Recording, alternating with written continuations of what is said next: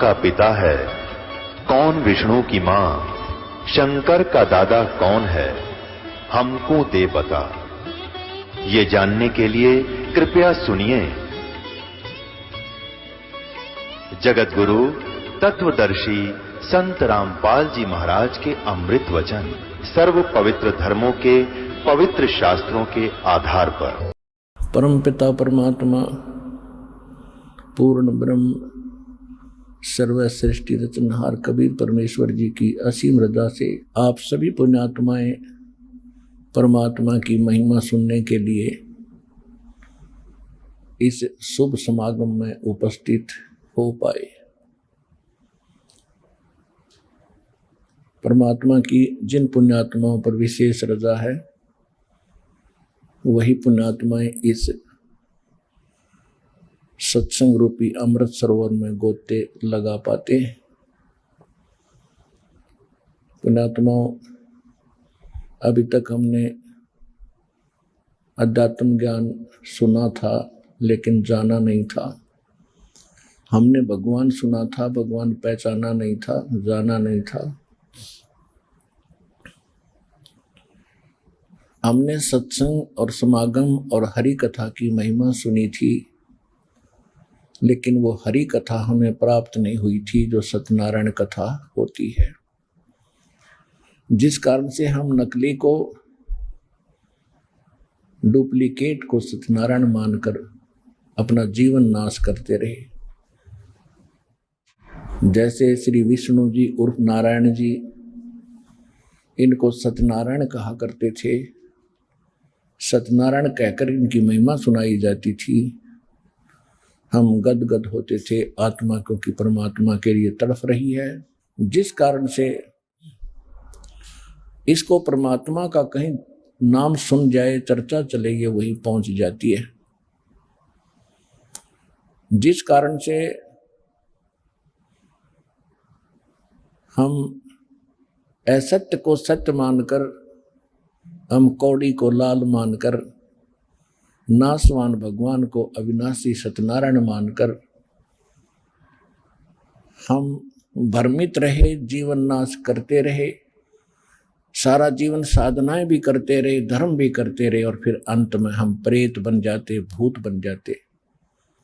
जब प्रेत बनकर घूम रहे होते तो वो नकली गुरु फिर कहते इनके श्राद्ध निकालो, इनके पिंड भरवा दो, 13वीं कर दो, महीना कर दो, वर्षी कर दो, सारे फंड कर लेते। वो भूत जो के तो रहते, क्योंकि हमें वो मार्ग, वो भक्ति, वो विधि प्राप्त नहीं हुई जिससे ये सब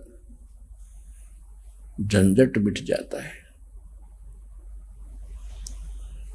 सूक्ष्म वेद में परमात्मा ने स्वयं आकर बताया है, फिर अपनी प्यारी आत्मा गरीबदास जी को सुनाया है, समझाया है, आंखों दिखाया है। और क्या बताया है?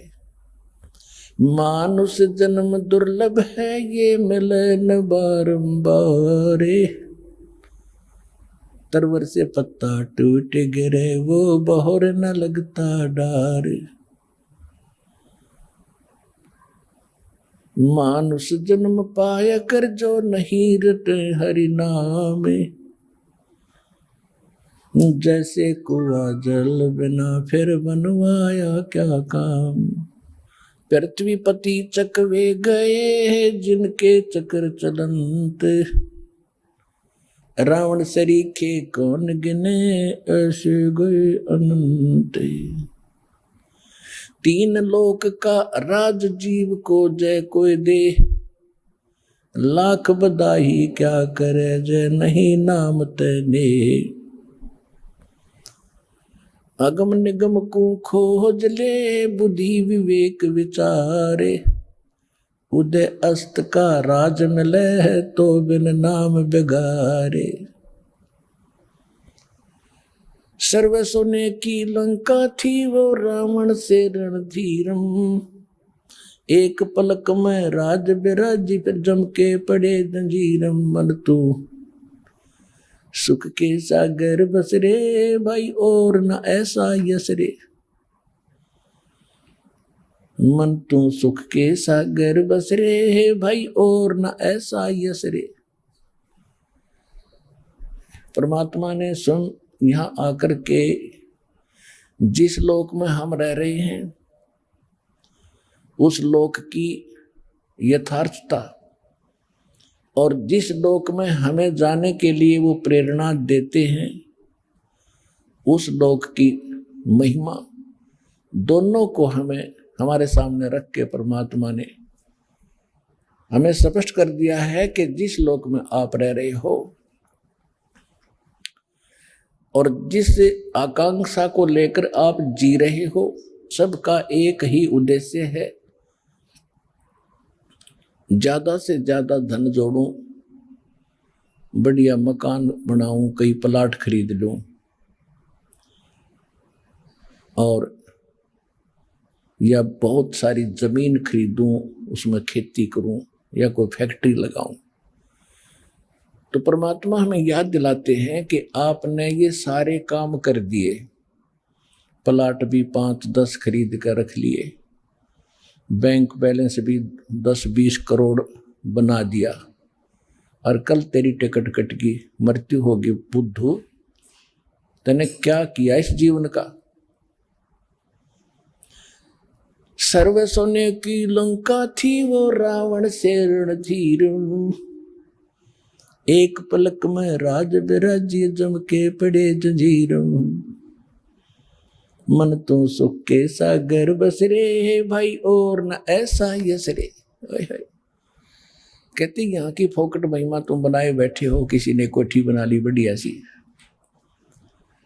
अन्य गरीब व्यक्तियों के बीच में वो महिमा का पात्र बना हुआ है, लेकिन वो यश थोड़े से दिन का है, उसके पश्चात मृत्यु होगी। मृत्यु के उपरांत ना जाने कहाँ गधा बनकर घूम रहा होगा, कुम्हार उसका लठ मार रहा होगा और कोठी में कौन बैठा फिर।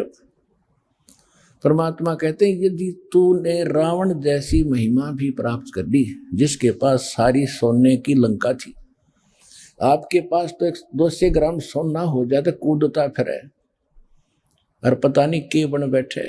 कहते उसने सोने के महल बना रखे थे, जैसे गारा में ईंट पका के बनाते, और अंत में कुत्ते वाली मौत मरा।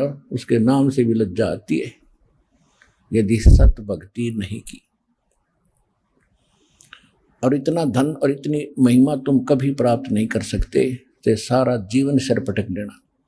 तो परमात्मा हमें क्या बताना चाहते हैं कि रावण जैसी भक्ति तुम नहीं कर सकते इन 3 देवताओं की।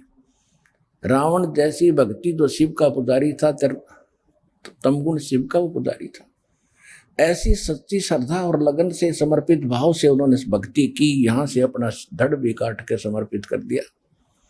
ये भक्ति तो तुम 7 जन्म नहीं कर सकते जो शिव के पुजारी बने बैठे हैं, अन्नरी जय बोलते रहते हैं, बोले की जय, बम बोले, ये तो बनावटी बातें हैं। और उस इतनी भक्ति भी कर ली तो क्या प्राप्त हुआ उसको? हमने इस निर्णय पर आना है, मान लीजिए आप भी ऐसा कर सकते हैं, क्योंकि परमात्मा के लिए तो ये बताया कि सिर के साटे भगवान मिले। सिर के सौदे में यदि अपनों को भगवान मिलता है, सिर भी दे दिया जाए तो सस्ता है, क्योंकि ये तो असंख्य जन्म हो गए हमने धक्के खाते, ना कितने जन्म हमारे रोग से खत्म हुए, ना जाने कितने दुर्घटना में मर गए। तो हम अध्यात्म मार्ग में ये भी सस्ता बताया है तो हम कर भी सकते हैं, लेकिन उसके करने से लाभ क्या हुआ? लेकिन परमात्मा के मार्ग में सिर काटने से नहीं लाभ होता। वो तो बकवादें थी उन लोगों की, और वो श्रद्धालु थे। जो रावण एक श्रद्धालु व्यक्ति था, उसको गुरु गलत मिल जाने से वो राक्षस बन गया, और साधना शर धड़की बाजी ला के कर ली और फिर भी सफलता हासिल नहीं हुई। और संत मार्ग क्या है? सिर सौंप्या गुरुदेव को, सफल हुआ ये शीश। सिर सौंप्या गुरुदेव को, सफल होया ये शीश।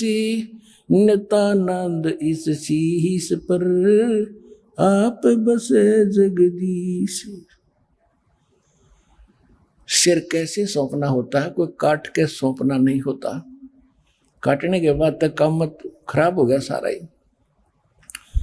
एक गुरुजी थे, अपने शिष्यों को गुरुदेव की महिमा भी सुनाया करते हैं सत्संग के साथ साथ, कि भी गुरुजी की आज्ञा का पालन करना अनिवार्य है। यदि आप गुरु आज्ञा का पालन नहीं करते हैं तो भक्तिहीन हो जाते हो, आपकी आस्था नहीं मानी जाती, आप भक्ति से दूर हो जाते हो, परमात्मा रुष्ट हो जाता है। गुरुजी की आज्ञा का पालन करना शिष्य का परम कर्तव्य होता है।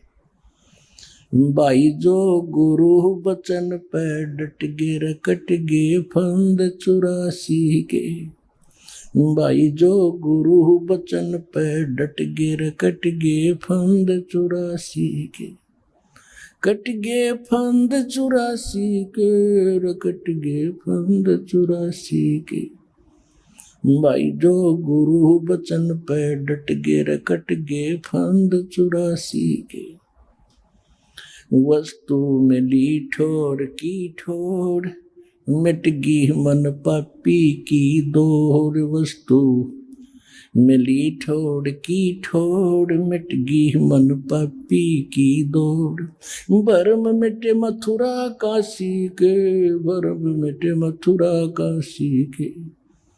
भाई जो गुरु बचन पे डट गे रकट गे फंद 84 के।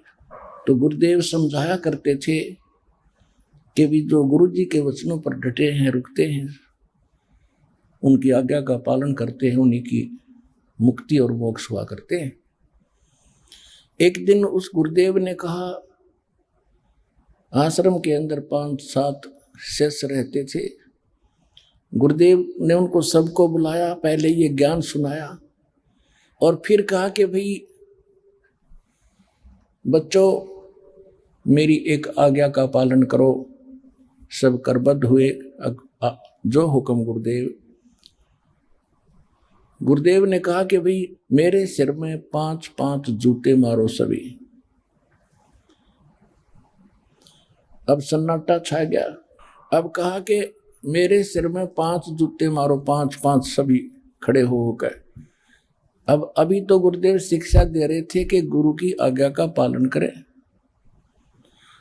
और गुरु जी के तरफ उंगली भी कर देना महापाप होता है। जूते मारना तो नरक में गर्क होने वाली बात है। कोई नहीं उठा, सुन्नाटा छा गया। तब गुरु जी कहते हैं, अरे मेरी अभी मैं तुम्हें क्या शिक्षा दे रहा था, तुम तो सारे फेल हो गए। एक विवेक की भक्त उठा, अपना जूता निकालकर गुरुदेव जी के चरणों के निकट बैठकर, वो आसन पर बैठे थे, उनके निकट जमीन पर बैठ के और अपने सिर में 5 जूते मारे। गुरुजी ने कहा, भाई डांडी मत मारे, मैंने तेरे सिर में नहीं कहा, मेरे सिर में कहा। तो उस दास, विवेकी दास ने कहा, ये दास का शीश भी आपका ही है।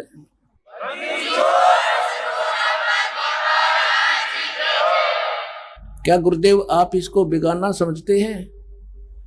सीने से लगा लिया उस बच्चे को कि बेटा कुछ विवेक भी होना चाहिए, जैसे इस बच्चे के अंदर है। अगम निगम को खोज ले, बुद्धि विवेक विचारे। उदय अस्त का राज मिले है, तो बिन नाम बिगारे। कि जिस कार्य में तुम लगे हो, जैसे किसी देव की पूजा कर रहे हो, कुछ विवेक से भी काम लो।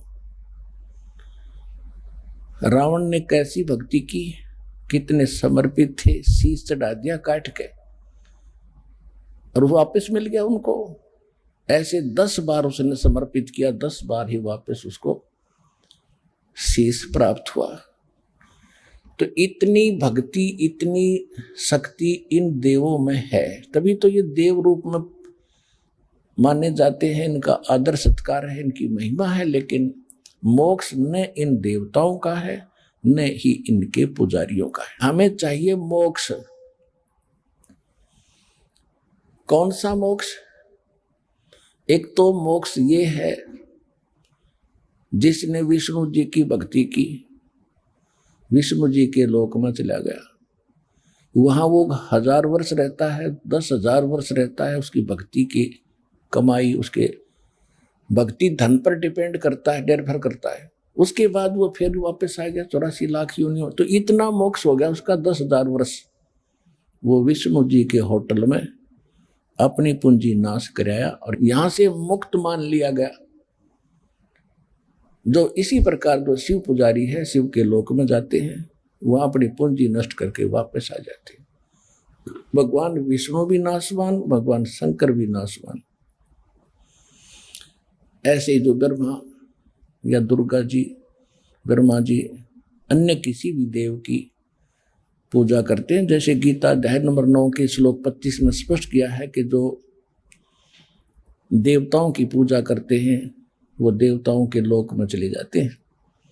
जो भूतों की पूजा करते हैं वो भूत बन जाते हैं, भूतों के ग्रुप में चले जाते हैं। जो पितर पूजते हैं वो पितर बनकर पितर लोक में चले जाते हैं। और जो मेरी भक्ति करता है वो मुझे प्राप्त होता है। कौन कहता है? श्रीमद् भगवद गीता का ज्ञान देने वाला काल भगवान ब्रह्म बोलता है श्री कृष्ण जी में प्रवेश करके। और वो फिर अपनी भक्ति और अपनी साधना को भी ठीक नहीं मानता। श्रीमद् भगवद गीता अध्याय नंबर 2 के श्लोक 12 और गीता अध्याय नंबर 4 के श्लोक नंबर 5 और 9 में वो स्पष्ट करता है। गीता अध्याय नंबर 10 के श्लोक नंबर 2 में कहता है, अर्जुन तेरे और मेरे बहुत जन्म हो चुके हैं, तू नहीं जानता मैं जानता। हम पहले भी जन्मे थे, आगे भी जन्मेंगे। मेरे जन्म को न देवता जानते हैं न ऋषि जानते हैं, क्योंकि ये मेरे से ही उत्पन्न हुए हैं। तो पुण्यात्माओं, पिता की जन्म तिथि को, डेट ऑफ बर्थ को संतान नहीं जान सकती, दादाजी बताते हैं, या वो स्वयं दादाजी की बताई ही पिताजी बताते हैं। तो इसलिए वो दादाजी कौन है? वो परम अक्षर ब्रह्म है, जिसने सबकी उत्पत्ति की। वो परम अक्षर ब्रह्म कौन है? आज तक हमें यही नहीं पता चला था कि वो पूर्ण परमात्मा है कौन। कोई निराकार बता रहा था, कोई श्री कृष्ण जी के या विष्णु जी के सेरा बांध रहा था कि यही पूर्ण परमात्मा है, यही पूर्ण ब्रह्म है। वो कौन है? वो सदग्रंथों ने प्रमाणित किया और आंखों देखा उन महापुरुषों ने प्रमाणित किया कि वो कौन है, वो परम अक्षर ब्रह्म।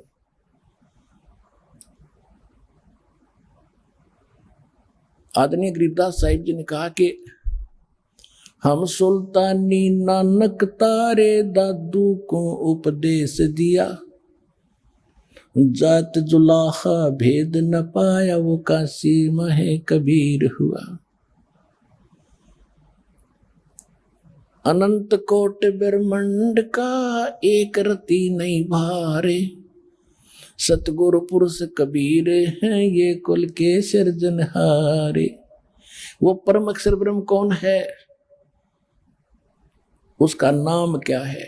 आंखों प्रत्यक्ष दृष्टाओं ने, पुण्यात्माओं, 2 गवाह यदि सही गुजर जाते हैं तो निर्दोष और दोषी सिद्ध हो जाते हैं 2 गवाहों से।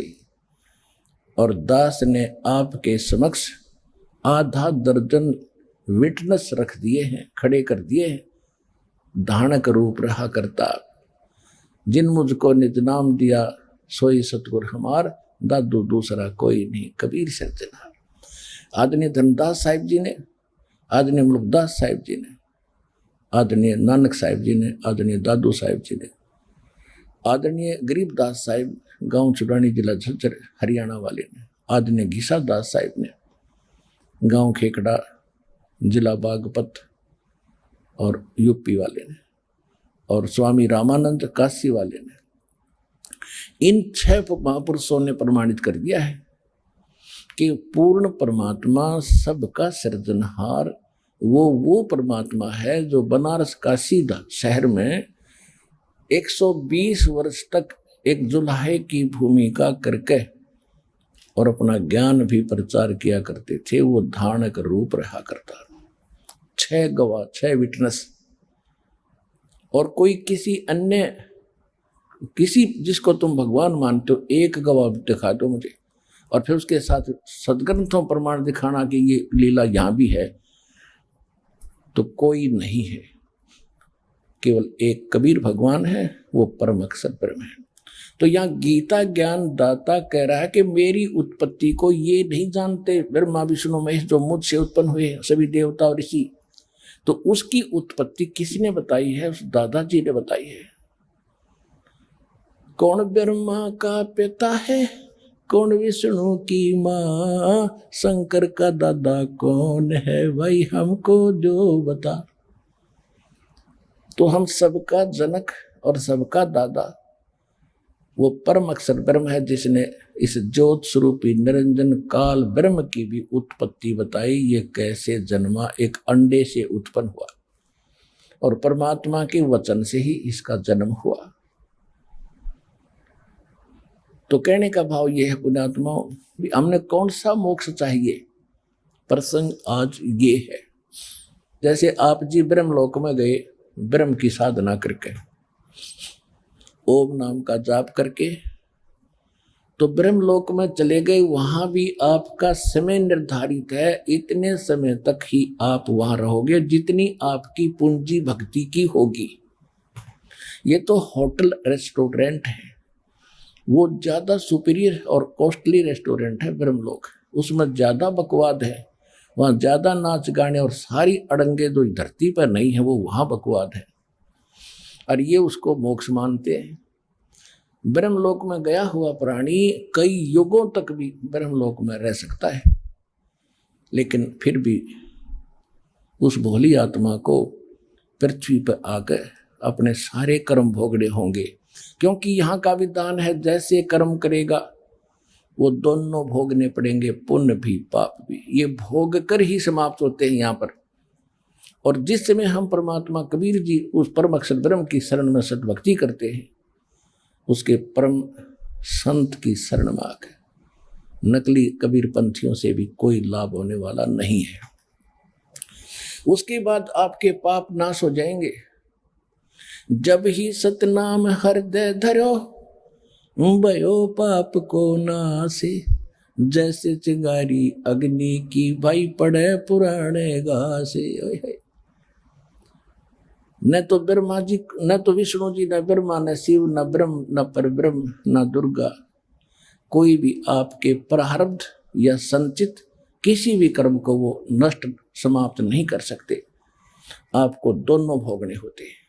और जब हम परमेश्वर की शरण में, कबीर साहब की शरण में आते हैं, तो परमात्मा आपके संचित कर्मों में आग लगाएगा जो असंख्य जन्मों के ढेर लगे पड़े हैं आपके, और उनको भोगने में तो आप असंख्य जन्म भी, क्योंकि यहाँ आते फिर उतने पाप बन जाते। यहाँ पुण्य तो कोई बनता ही नहीं आपसे। पुण्य क्यों नहीं बनता, पहले ये कंसेप्ट क्लियर करते हैं। जब ही सतनाम हृदय धरो और भयो पाप को नासे, जैसे चिंगारी अग्नि की वही पड़ी पुराने घास। चाहे 1000 टन सूखा घास पड़ा हो, उसमें एक माचिस की सींक लगा दे, सारे को फूक कर सवा कर दे, क्योंकि तो व्यर्थ पड़ा था, अड़ंगा था, वो काम भी आण का नहीं था, दुख दे रहा था, और उसमें आग लगा दी, वो ढेर सारा जलकर राख बन गई थोड़ी सी, और फिर चली हवा आंधी, वो ग्राउंड भी साफ कर दिया। जैसे सूरज के आगे बदरा, ऐसे कर्म छयारे, प्रेम की पवन करे चित मंजन जल को तेज नयारे।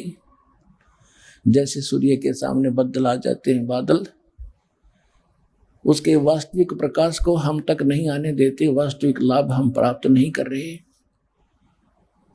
और जब तेज हवा चलती है, बादलों को तितर बितर कर देती है, फिर सूर्य का प्रकाश और उष्णता हमें सीधी मिल रही होती है। इसी प्रकार आत्मा और परमात्मा के बीच में हमारे पाप कर्मों का एक बहुत बड़ा बादल छाए हुए हैं।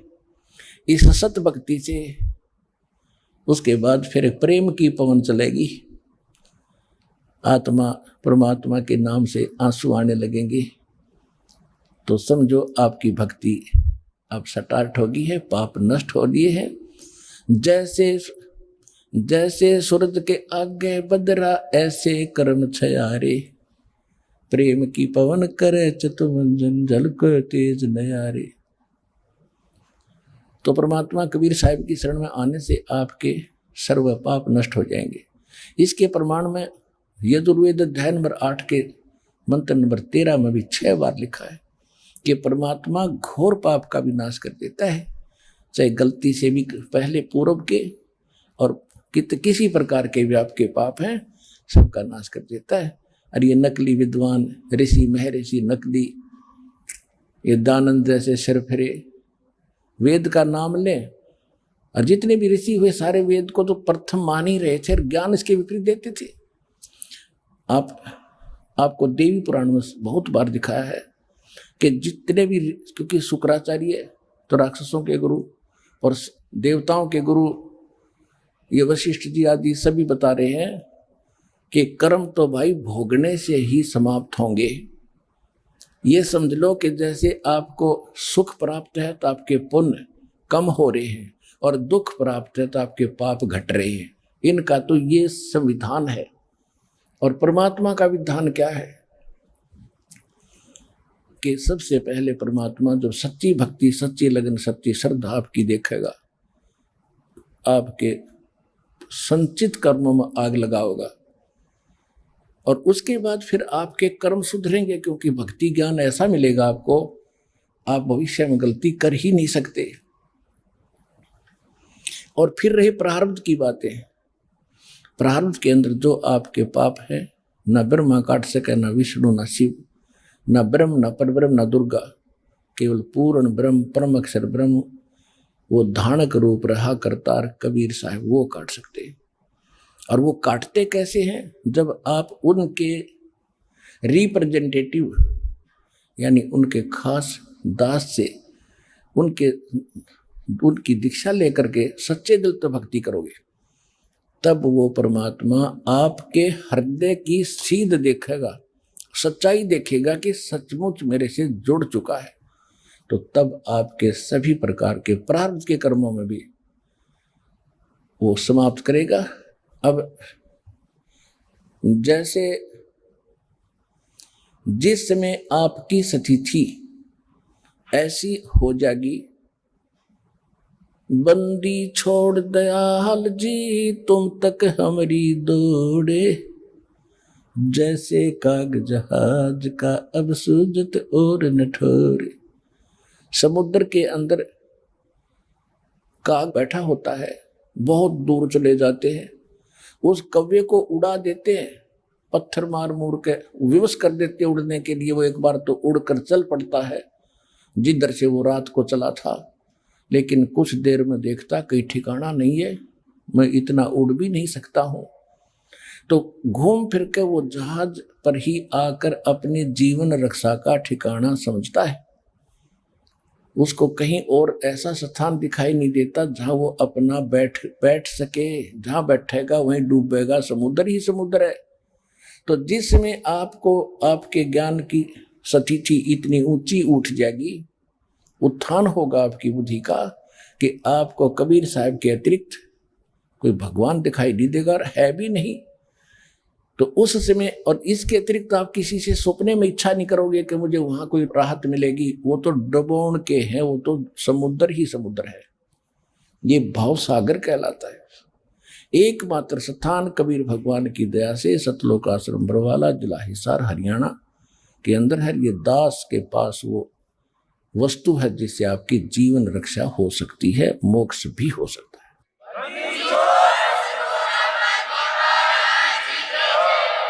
तो जिस समय आपकी ये स्थिति आ जाएगी कि इस पृथ्वी पर और स्थान नहीं है जहां में कोई लाभ भी मिल सके यहाँ का और मोक्ष भी हो सके, कति हृदय मान लेगा, फिर कति स्वप्न में भी नहीं रहेगी आपके ये बात। जैसे उस काग के पक्की यकीन हो रहा है कि इस जहाज के अतिरिक्त यहाँ मुझे कोई ठिकाना नहीं।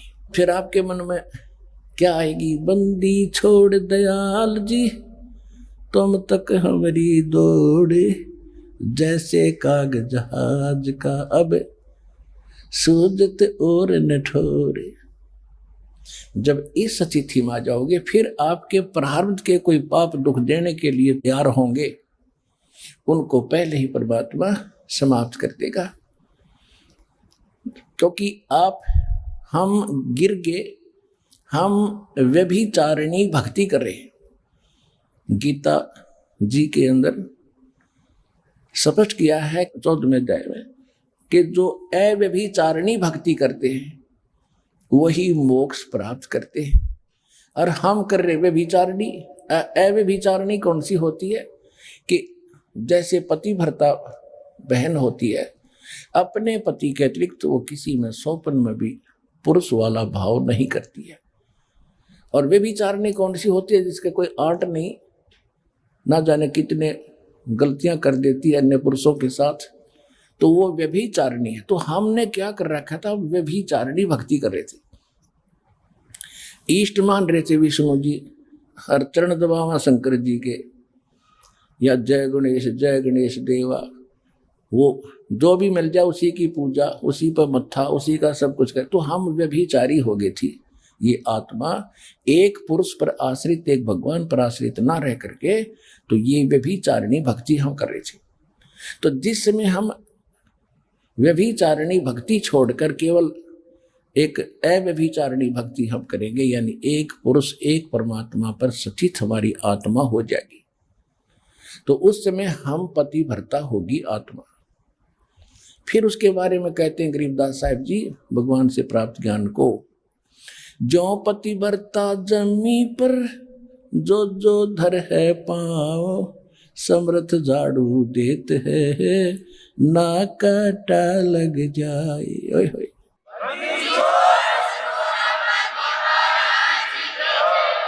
उस आत्मा के जीवन रूपी सफर में कहते हैं समर्थ परमात्मा झाड़ू लेकर आगे आगे चलते हैं कि मेरी प्यारी आत्मा के इस मार्ग में कोई पाप रूपी कर्म का कांटा ना लग जाए।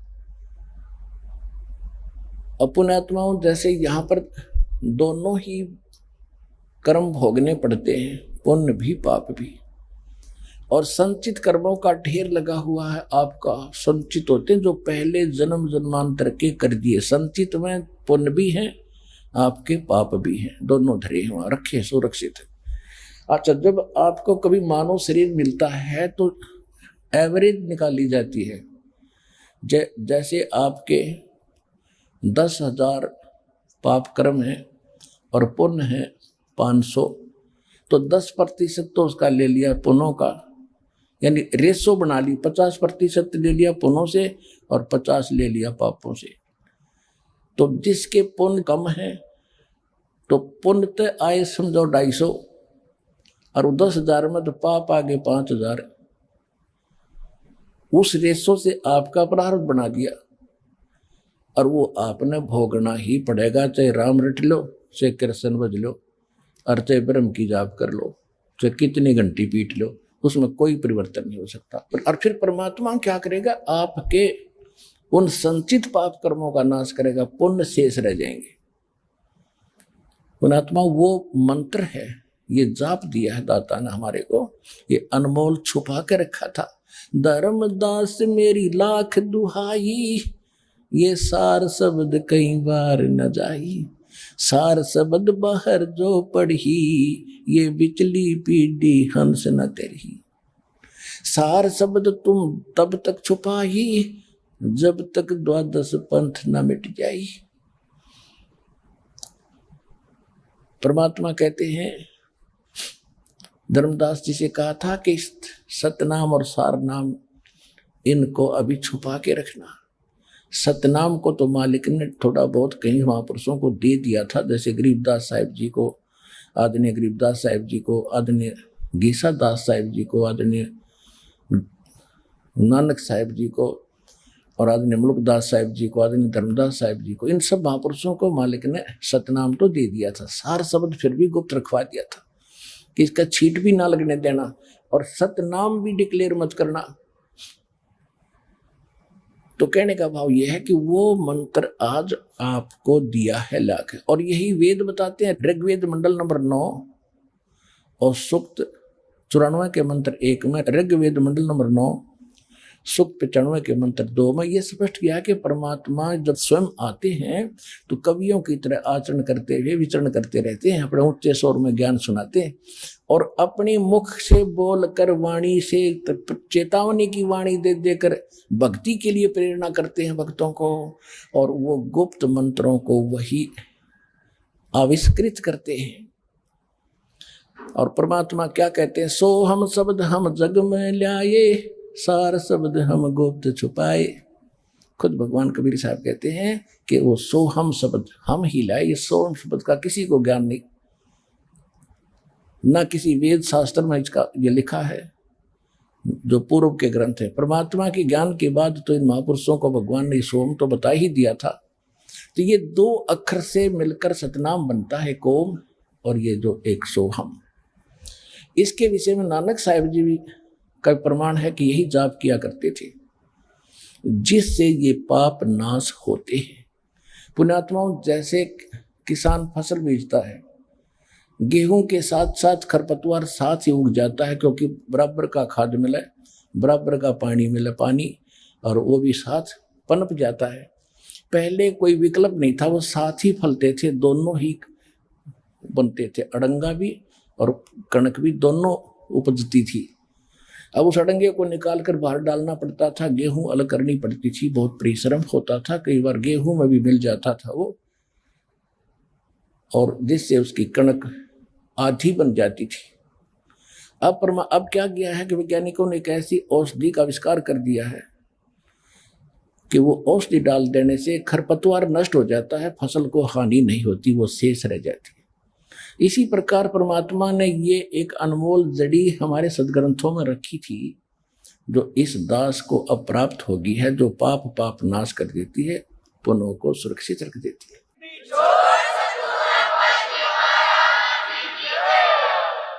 जब ही सतनाम हृदय धरो, भयो पाप को नासे, जैसे चिंगारी अग्नि की बई पड़े पुराने घासे। अपने आत्माओं, जैसे आपके वहाँ संचित कर्म भी हैं जिसमें पुण्य भी और पाप भी।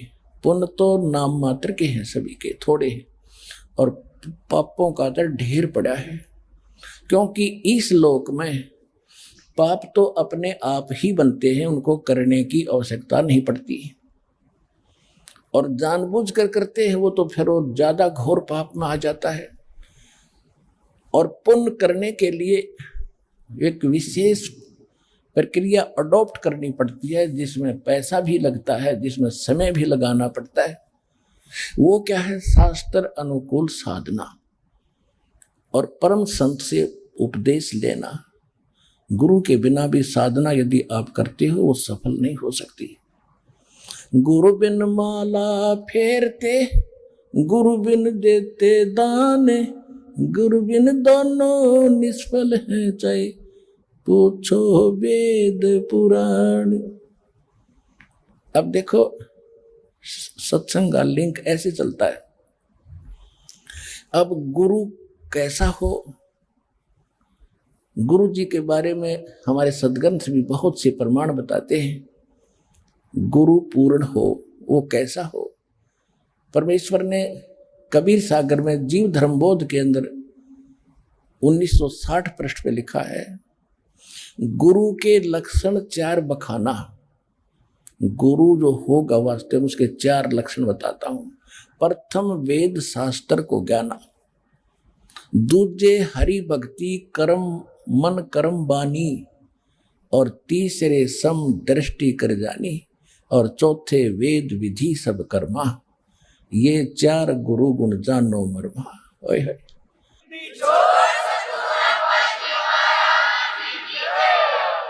कि पूरे गुरु की जो मेरा दास होगा उस गुरु में ये गुण होंगे।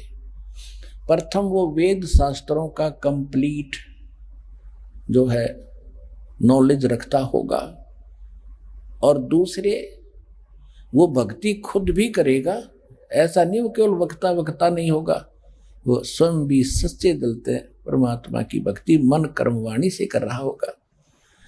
और तीसरे वो समदृष्टि होगा, सबको छोटे बड़े को राजा और रंग को जो उसके पास आएगा एक दृष्टि से देखेगा, एक जैसा व्यवहार होगा, एक जैसा आहार होगा, एक जैसा खाना और बैठना उठना होगा।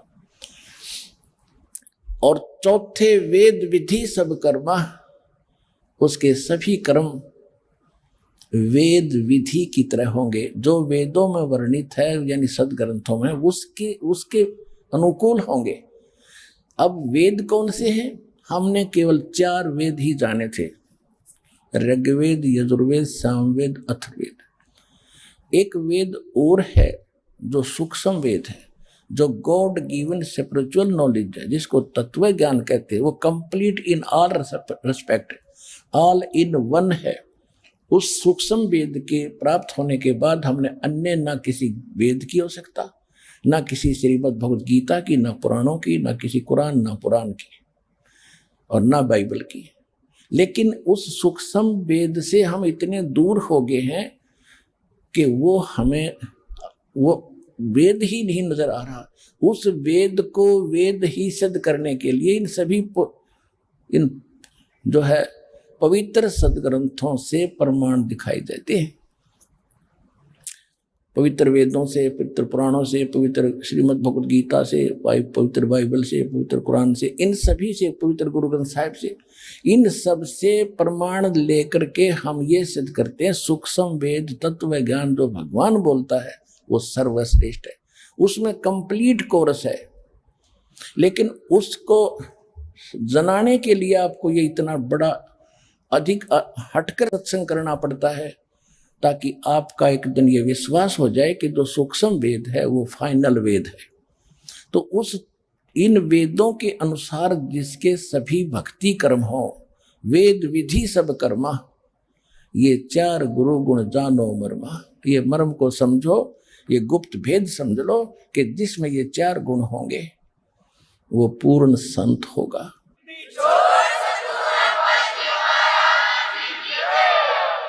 तो जो सूक्ष्म वेद है उसके अंदर कंप्लीट कोर्स है, तो वो कंप्लीट कोर्स दास, और वो सूक्ष्म वेद यानी तत्व ज्ञान गीता अध्याय नंबर 4 के श्लोक नंबर 32 में, गीता अध्याय नंबर 4 के श्लोक नंबर 34 में गीता ज्ञानदाता ब्रह्म खुद कह रहा है कि जो आध्यात्मिक जो धार्मिक यज्ञ हैं, यज्ञ माने धार्मिक अनुष्ठान, इनकी जानकारी ब्रह्मणे मुखे, ब्रह्मणे मुखे का अर्थ है भगवान स्वयं अपने मुख कमल से जो वाणी बोलता है उसमें विस्तार के साथ कहे गए। और गीता के अनुवादकों ने यहाँ पर डंडी मार रखी है, यहाँ पर धोखा कर रखा है। इन्होंने ब्रह्मणे मुखे का अर्थ कर दिया वेद की वाणी, चौथे अध्याय के 32वें श्लोक में। ये गलत कर दिया। ब्रह्मणे माने सच्चिदानंद घन ब्रह्म, परम अक्षर ब्रह्म, उसके मुख से बोली हुई वाणी में सब स्पष्ट लिखे। 17वें अध्याय के 23वें श्लोक में 3 मंत्र है। ओम तत्सत इति निर्देश है ब्रह्मणे त्रिविध समर्थ है। वहां इन्होंने ठीक अनुवाद कर दिया, वहां लिखा है कि ओम तत्सत, यह वो सच्चिदानंद घन ब्रह्म का, ब्रह्मणे माने सच्चिदानंद घन ब्रह्म किया है, सही किया है।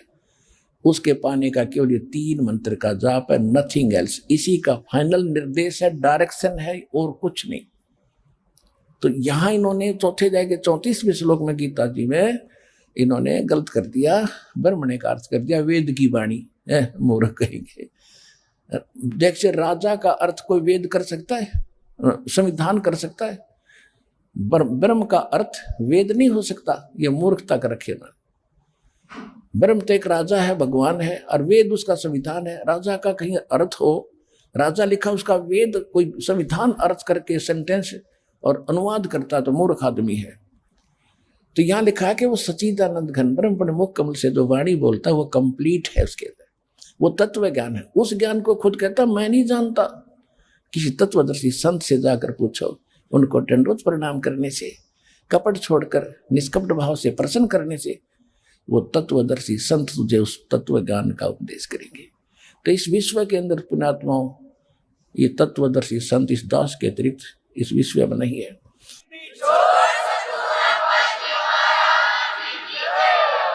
तो आपको जो अन्य सदग्रंथ दास प्रमाण में देता है, तो इसलिए आपका दिल, आपके अंदर से जो पुराना रंग जमा है उस पर रेग मार लगाता हूं साथ में, और फिर नया पेंट करता हूं।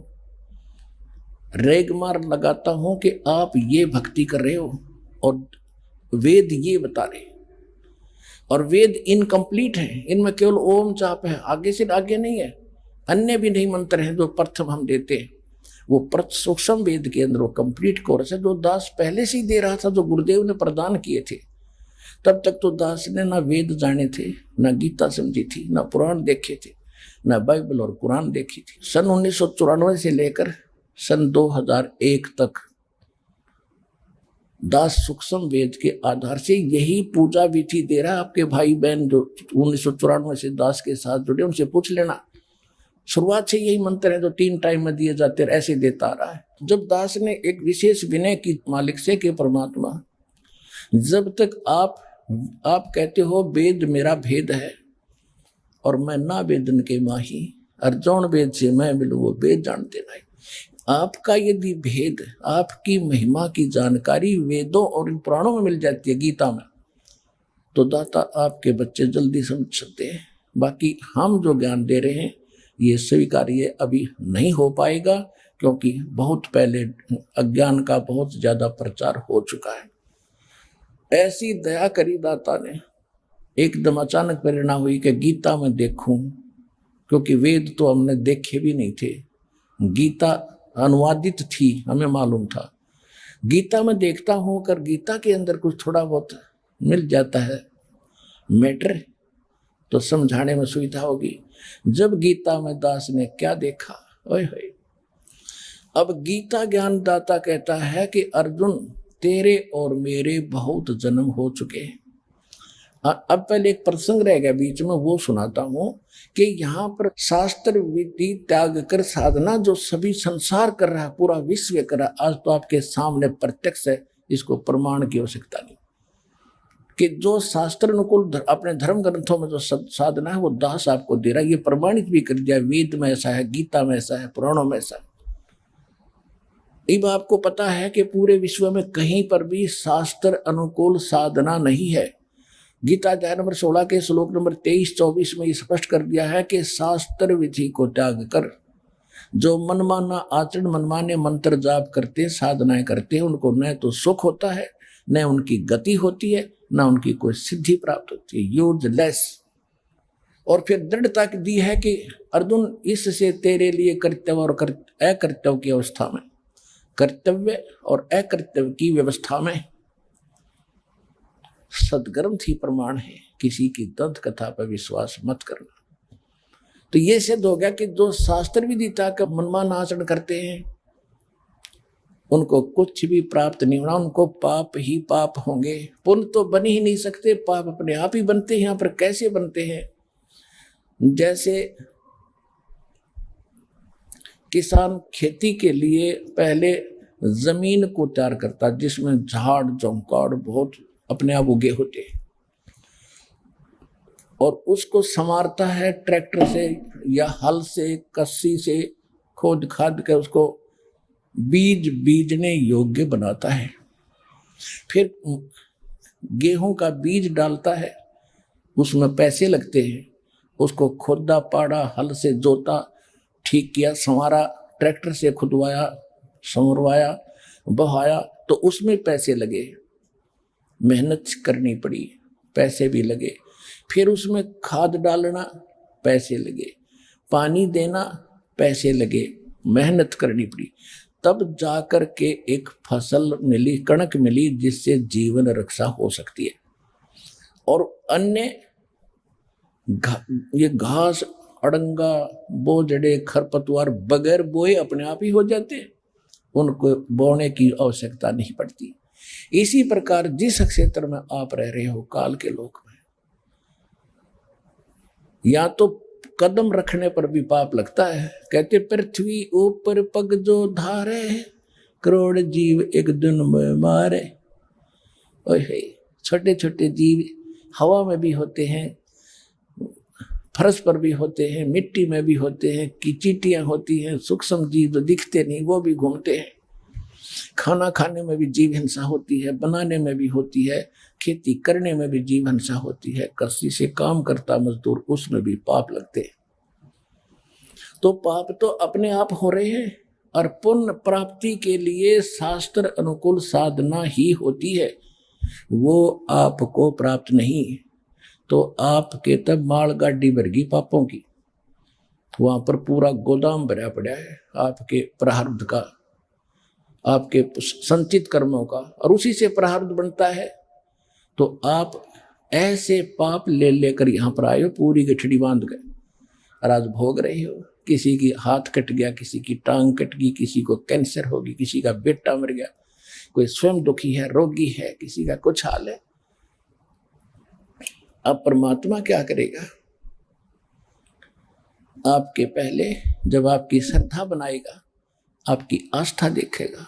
जब आपकी हृदय से आस्था मालिक में जुड़ जाएगी, फिर देखियो मालिक के कदम कदम पर चमत्कार देखना इस कबीर भगवान के।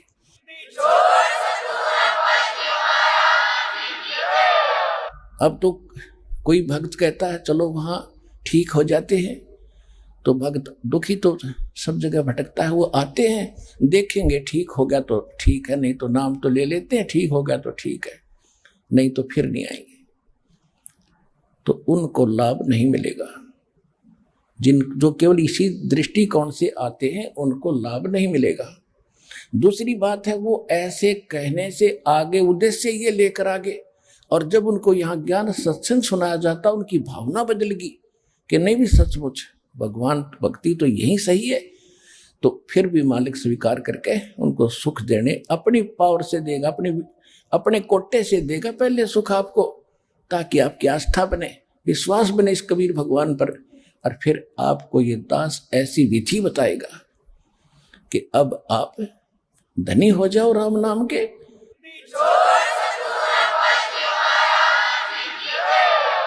और कैसे, कितने धनी हो जाओगे आप? सतनाम इतना गजब का मंत्र है, इतना बहुमूल्य मंत्र है। एक सिमरण करने से, यानी पहला जो मंत्र आपको दिया जाता है 7 मंत्र का, ये भी बहुत ही ज्यादा कीमती है, क्योंकि इसके बगैर स्टार्ट ही नहीं हो सकती भक्ति। ये तो इसके बगैर तो सतनाम काम ही नहीं कर सकता।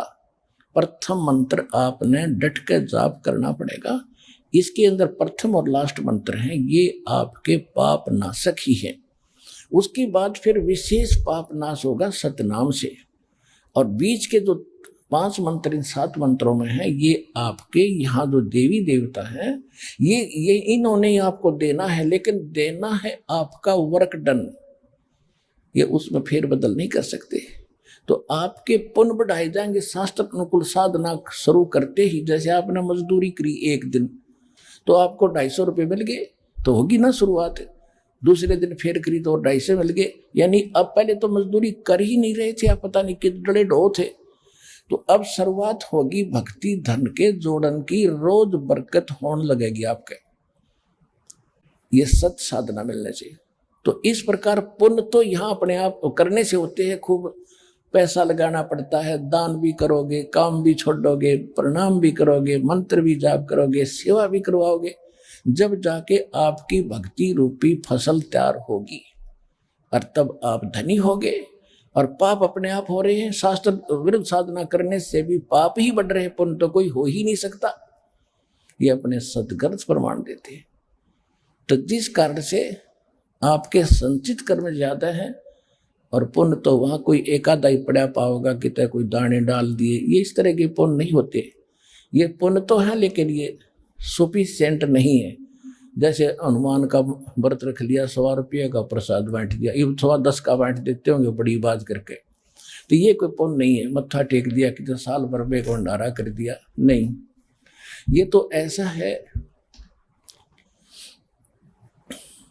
जिन हर जैसा सुमरिया ताको तैसा लाभ, ओसा प्यास न भाग ही जब तक दशह न आवे। क्या बताते हैं परमात्मा? कहते जिन्होंने जैसे भगवान की जैसी भक्ति करी, उनको वैसा ही लाभ हो रहा है। जैसे हम पहले धर्म मान रहे थे इसको, जैसे अभी आपको बताया, हनुमान का व्रत रख लिया, शास्त्र विरुद्ध थोड़ा बहुत प्रसाद बांट दिया, या कहीं चिड़िया पक्षियों को दाना डाल दिया, या कोई भंडारा कर दिया, ये तो ऐसा था जैसे हम ओस चाट रहे हों, ओस। ओस के चाटने से प्यास नहीं बुझ सकती। प्यास तब बुझेगी 2 गिलास गट गट पीवे पानी के, जब प्यास बुझेगी। तो ये जो धर्म पुण्य तुम कर रहे थे, हम कर रहे थे, ये तो ओस चाट रहे थे। और सतलोक आश्रम बरवाला में, जिला हिसार में आपको गिलास के गिलास पियाए जाएंगे, तब आत्मा की प्यास बाचेगी।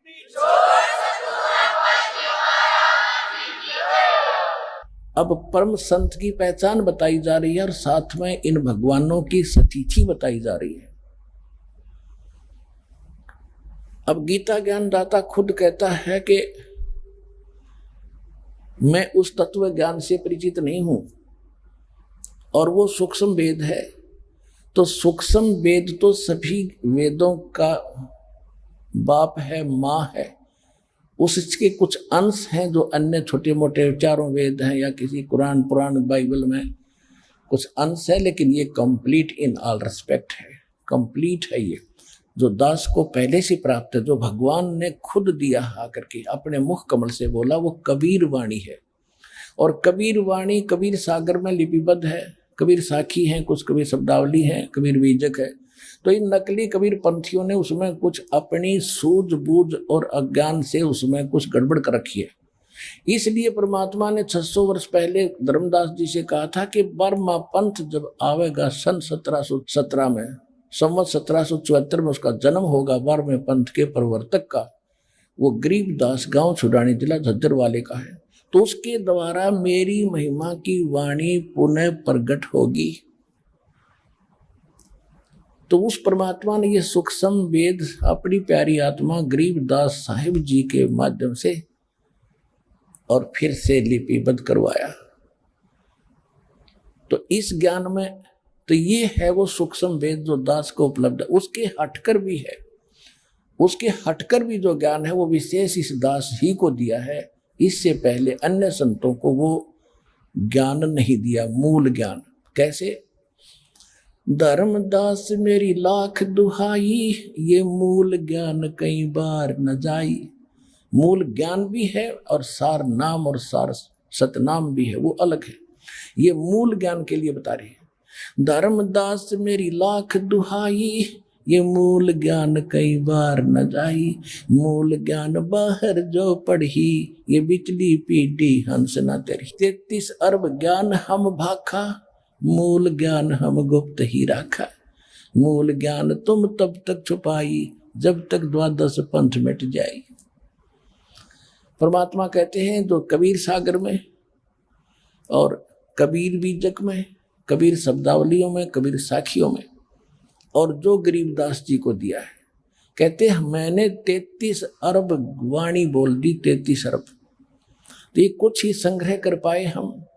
कहते फिर भी इनके बाद भी मूल ज्ञान मैंने गुप्त ही रखा हुआ है, अभी बताया नहीं है।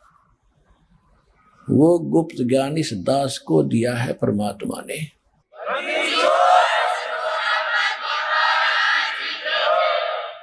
और उस गुप्त ज्ञान के अंतर्गत आपको बहुत सी ऐसी बातें मिलेंगी जो कबीर सागर में नहीं है, गरीबदास जी महाराज की वाणी में भी नहीं है। तो इसलिए वो मूल ज्ञान, उसके अंदर ये कंप्लीट काम बनता है सारा। जैसे गरीबदास पंथ वाले सभी कबीर साहब को गरीबदास ही मानते हैं, गरीबदास जी को कबीर साहब ही मानते हैं, एक ही मानते हैं। दूसरा वो मानते हैं कि विश्व कबीर साहब गरीबदास जी ये विष्णु जी के अवतार थे।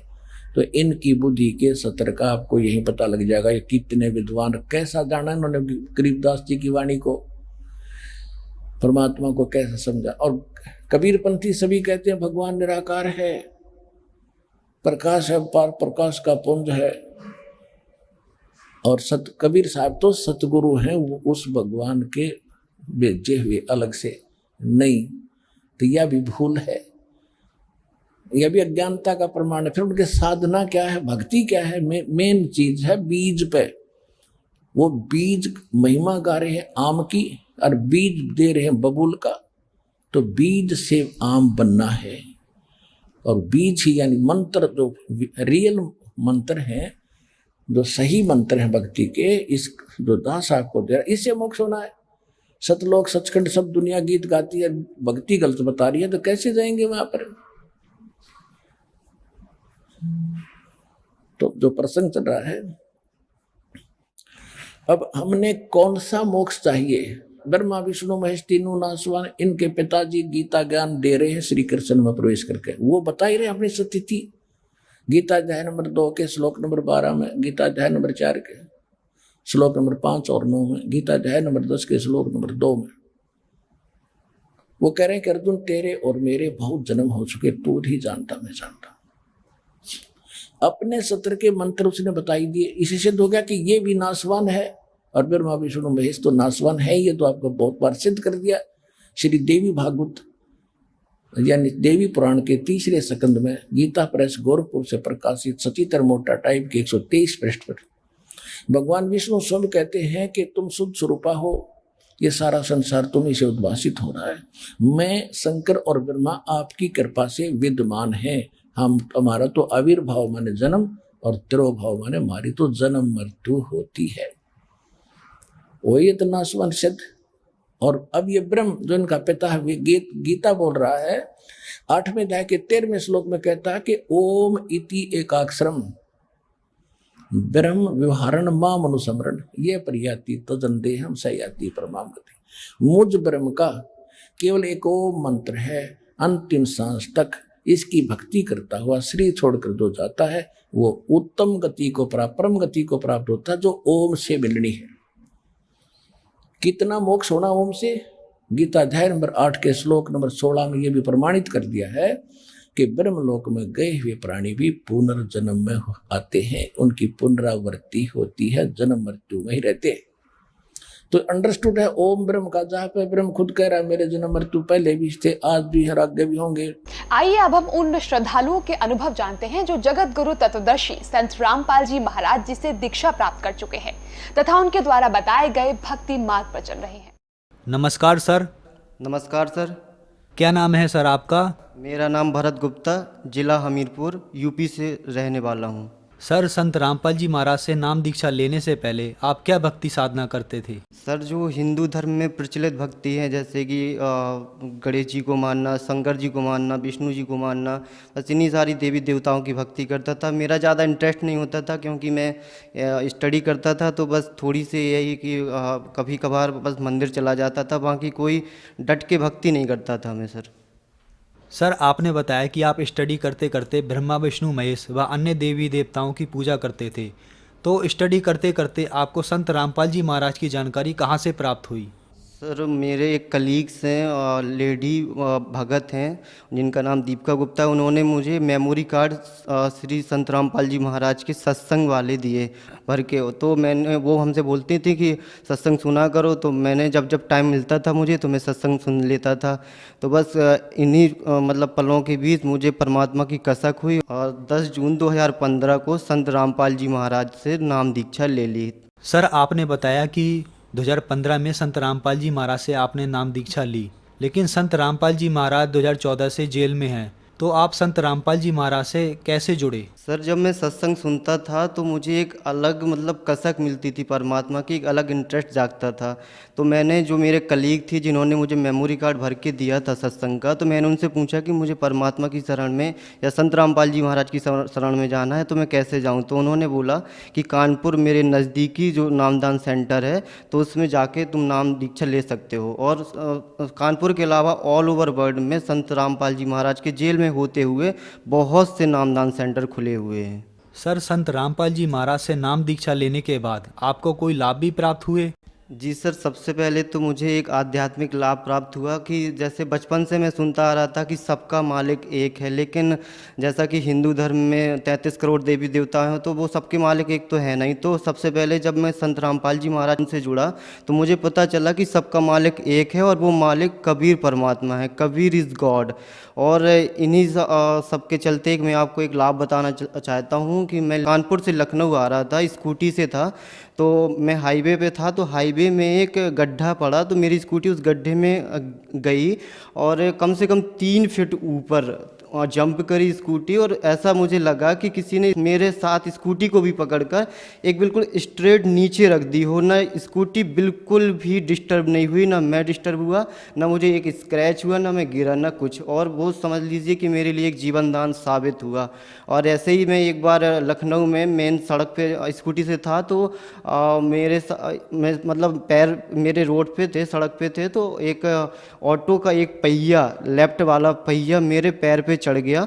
तो मुझे उस टाइम एट अ टाइम मुझे बहुत पेन हुआ। तो मैंने सभी लोग ने मुझे देखा तो मुझसे बोले कि आपका पैर तो या तो फ्रैक्चर हो गया या फिर आपको कोई चोट हो गई तो इंटरनली। तो मैंने कहा नहीं, ऐसा नहीं हो सकता। तो मैंने मन में ही संत रामपाल जी महाराज से अरदास लगाई कि परमात्मा, एट अ टाइम तो मुझे बहुत पेन हो रहा, प्लीज़ इस पेन को ख़त्म करिए और ऐसा कुछ भी ना हो जो ये लोग बोल रहे हैं।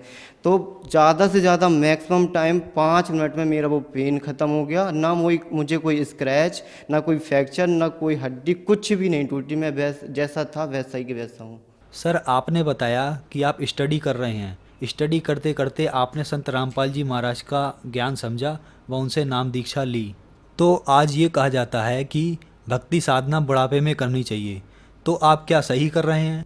जी सर, बिल्कुल मैं तो बहुत सही कर रहा हूँ। और ये जो आपने बात बोली है कि ये सारी चीज़ें जो भक्ति होती है ये सब बुढ़ापे की चीज़ें होती हैं, इस मेरे साथ हुई भी है। बहुत सारे लोगों ने, मेरे रिलेटिव्स ने, मेरे फ्रेंड्स लोग, मेरे माता पिता और भी जो लोग हैं, उन्होंने मुझसे कहा कि अभी तुम्हारी ये एज नहीं है भक्ति करने की, तुम्हारी स्टडी करने की है, अपनी लाइफ सेटल करने की, पहले कुछ अपना फ्यूचर बना लो।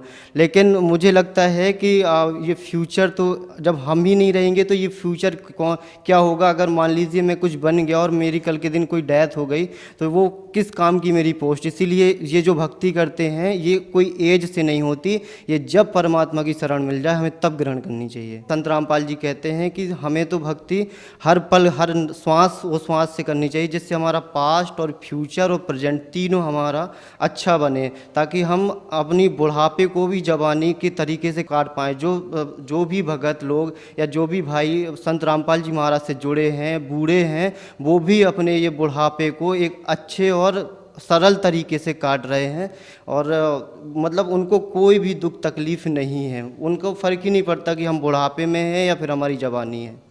सर, क्या कारण है संत रामपाल जी महाराज जेल में होने के बाद भी उनकी लोकप्रियता बढ़ती चली जा रही है? क्या कारण है?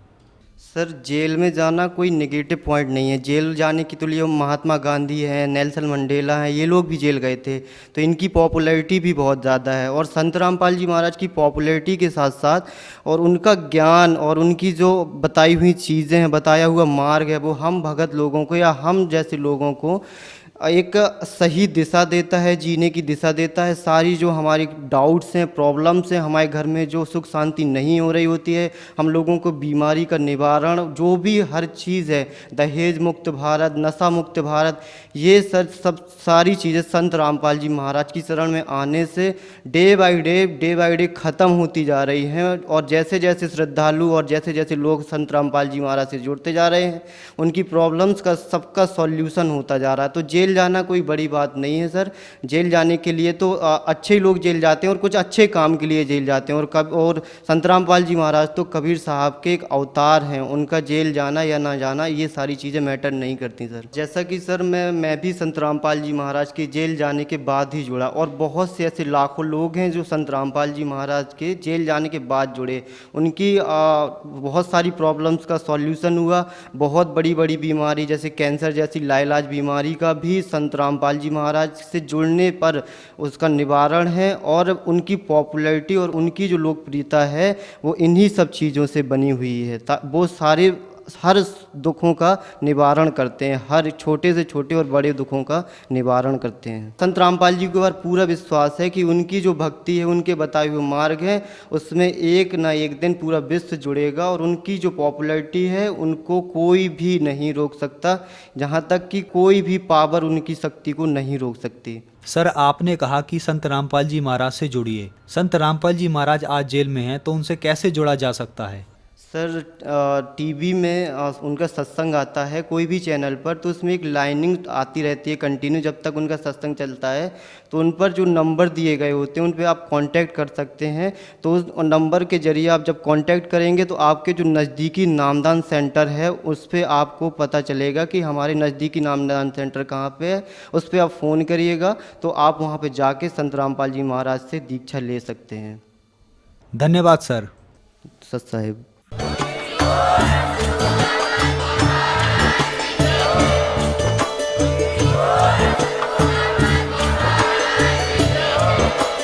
आप सुन रहे थे जगत गुरु तत्वदर्शी संत रामपाल जी महाराज जी के मंगल प्रवचन। अधिक जानकारी के लिए विजिट कीजिए हमारी वेबसाइट www.jagatgururampalji.org। संत रामपाल जी महाराज जी के शुभ आशीर्वाद से पूरे विश्व भर में 500 से भी ज्यादा नाम दीक्षा केंद्र हैं, जिन पर संत रामपाल जी महाराज जी द्वारा ऑनलाइन निशुल्क नाम दीक्षा दी जा रही है। अपने नजदीकी नाम दीक्षा केंद्र का पता करने के लिए संपर्क करें 8222880541।